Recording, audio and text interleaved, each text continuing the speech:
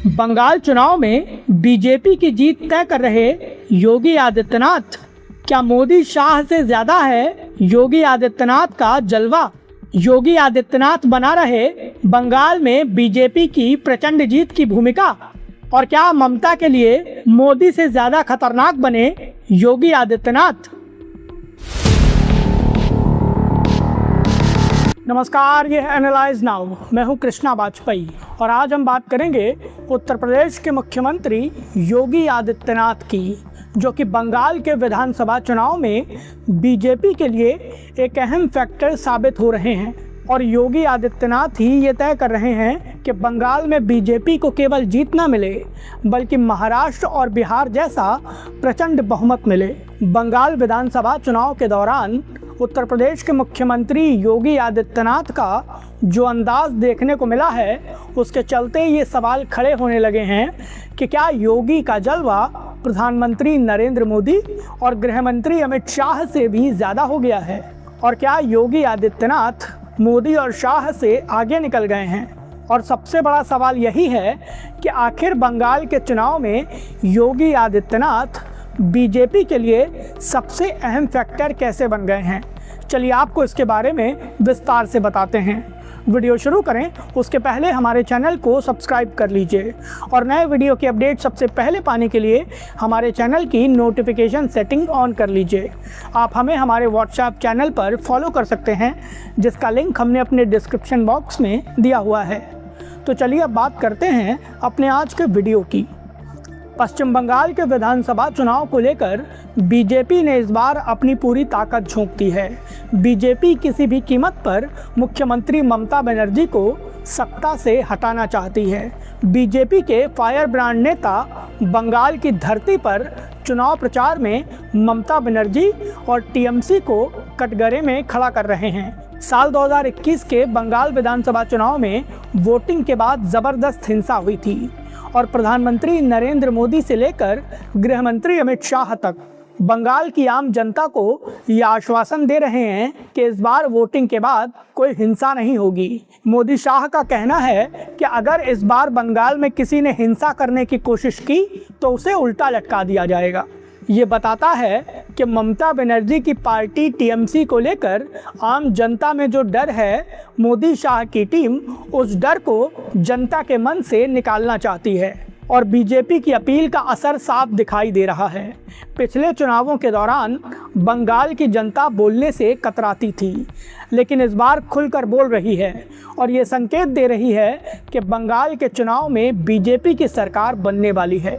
संभवतः यही कारण है कि अब तक जितने भी ओपिनियन पोल्स आए हैं, सभी में बंगाल चुनाव को लेकर बीजेपी की जीत की भविष्यवाणी की है। सबसे बड़ी बात यह है कि न्यूज़ 24 के माहौल क्या है कार्यक्रम करने वाले वरिष्ठ पत्रकार राजीव रंजन ने भी अब इस बात को खुलकर स्वीकार किया है कि बंगाल में ममता बनर्जी के प्रति बेहद नाराज़गी है और बंगाल में जिस तरीके से बांग्लादेशी मुसलमानों की घुसपैठ हो रही है, उसके चलते बंगाल के हिंदू काफ़ी ज़्यादा परेशान हैं।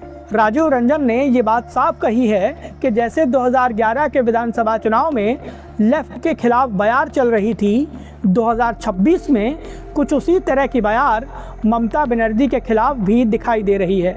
बंगाल चुनाव को लेकर अभी तक दावा ये था कि बीजेपी किसी तरह से बहुमत के आंकड़े तक पहुंच जाएगी, लेकिन जब से उत्तर प्रदेश के मुख्यमंत्री योगी आदित्यनाथ की बंगाल चुनाव में एंट्री हुई है, उसके बाद से बंगाल में बीजेपी के प्रति राजनीतिक माहौल तेजी से बदल रहा है। योगी आदित्यनाथ ये तय करने में जुटे हुए हैं कि बीजेपी को बंगाल में केवल जीत न मिले बल्कि टीएमसी का सुपड़ा साफ हो जाए। खास बात यह है कि योगी आदित्यनाथ बंगाल की उन सीटों पर चुनाव प्रचार कर रहे हैं जहां पर मुस्लिम वोट बैंक टीएमसी को मजबूत तो करता है, लेकिन टीएमसी को जीतने के लिए हिंदू वोट बैंक की भी ज़रूरत होती है। योगी आदित्यनाथ उन सीटों पर आक्रामक चुनाव प्रचार कर रहे हैं और अपनी भाषण कला के जरिए हिंदुओं को बीजेपी को एकमुश्त वोट करने के लिए प्रोत्साहित कर रहे हैं।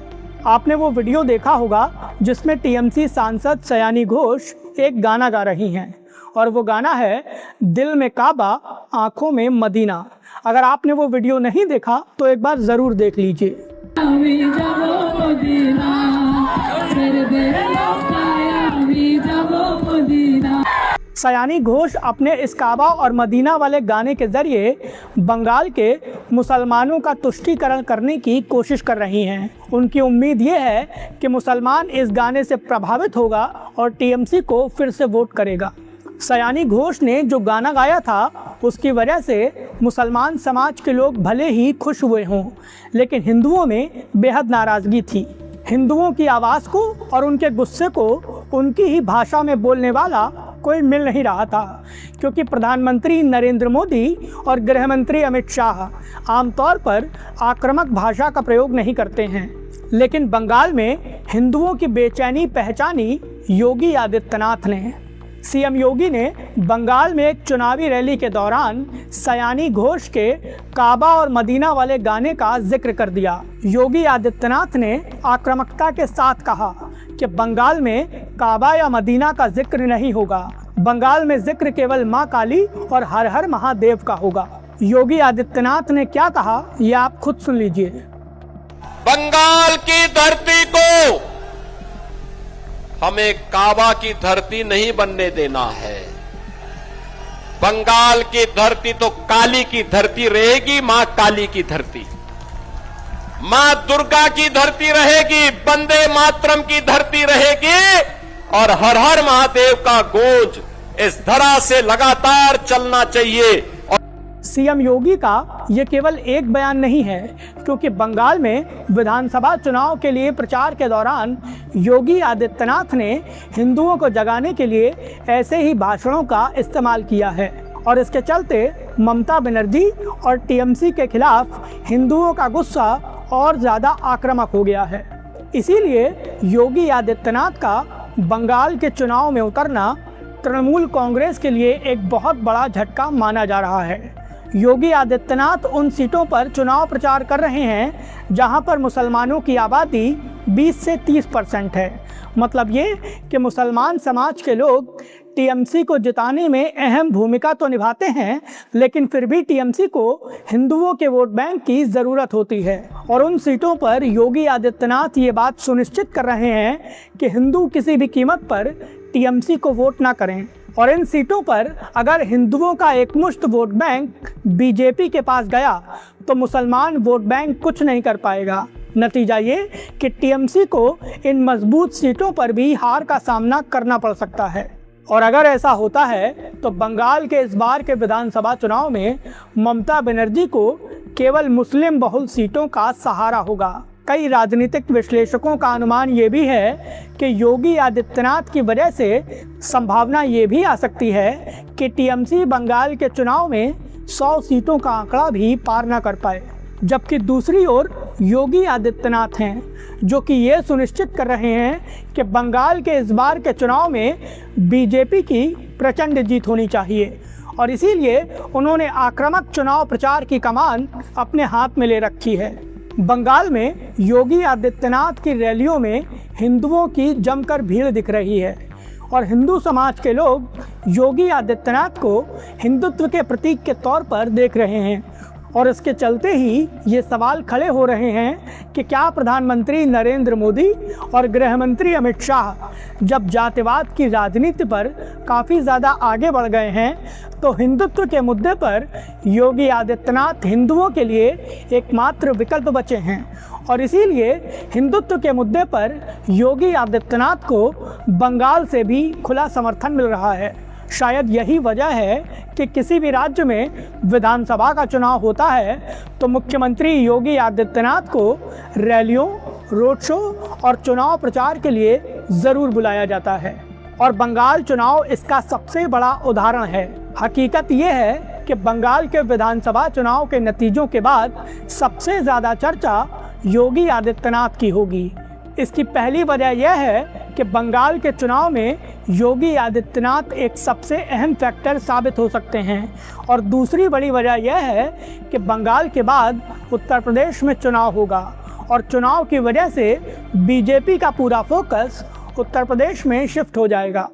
बंगाल के विधानसभा चुनाव में योगी आदित्यनाथ का जो जलवा दिखाई दे रहा है उसका सीधा असर उत्तर प्रदेश की राजनीति पर पड़ सकता है और योगी आदित्यनाथ को यूपी में बड़ा फायदा मिल सकता है। और इसीलिए बंगाल के विधानसभा चुनाव में योगी आदित्यनाथ की लोकप्रियता को उनके राजनीतिक भविष्य के लिहाज से बेहद अहम पड़ाव माना जा रहा है। अब देखना ये होगा कि क्या योगी आदित्यनाथ बंगाल की सियासत में एक अहम फैक्टर साबित होते हैं या नहीं। और एक बड़ा सवाल ये भी है कि क्या योगी आदित्यनाथ मुख्यमंत्री ममता बनर्जी के लिए बंगाल की सियासत में प्रधानमंत्री नरेंद्र मोदी और गृह मंत्री अमित शाह से भी ज़्यादा खतरनाक हो गए हैं। इन सारे विश्लेषण के लिए हमें बंगाल चुनाव के नतीजों का इंतज़ार करना होगा। फिलहाल बंगाल के चुनाव में योगी आदित्यनाथ के जलवे को लेकर आपकी क्या राय है, प्लीज़ हमें हमारे कमेंट बॉक्स में ज़रूर बताएं। वीडियो पसंद आया हो तो प्लीज़ इसे लाइक करें और हमें सपोर्ट करने के लिए हमारे वीडियो को ज़्यादा से ज़्यादा शेयर करें।